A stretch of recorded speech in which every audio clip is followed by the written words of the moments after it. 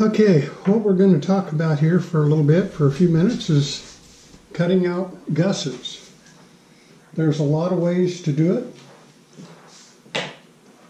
When I make my gussets, I take my sheet, I cut them all into 1 1/8 inch wide strips, and then the angles and the parts and pieces are all cut from that 1 1/8 inch wide strip. Now, there's a lot of different gussets that have to be different shapes and angles and cuts, and the quickest, neatest way I've found is with my cutting board here. And so what happens is you come up here, you cut that, and then I rotate it 180 degrees, take the point back up to the edge of the board there, and cut it again. I now have a 90-degree gusset.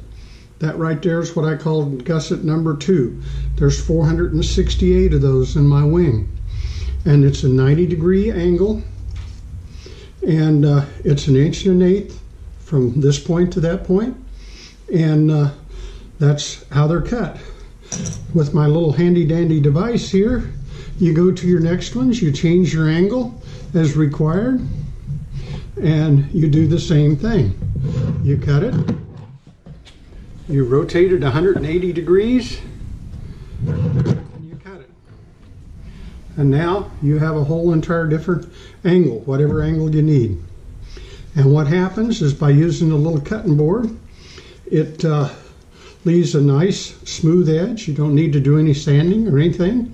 One of the things I do is, before I actually glue them in place, I feel the edges and make sure there's no burrs or anything on the edges, and then I glue them in place. If you need there's one set of gussets that's 90 degrees. It's just a little square, so you can cut it, move whatever distance you need, and then when I'm cutting those, I put a stop out here to bump up against, and you cut it.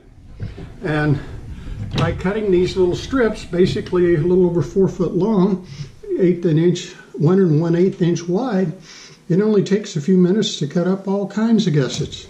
I'll go over here and grab a couple of gussets.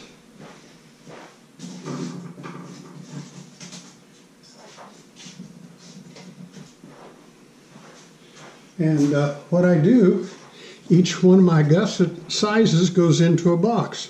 That's gusset number 6. This is gusset number 5. This is a gusset number 4. And if you look at each of these, hopefully this will come out here, but what happens is you can see the differences in angles there.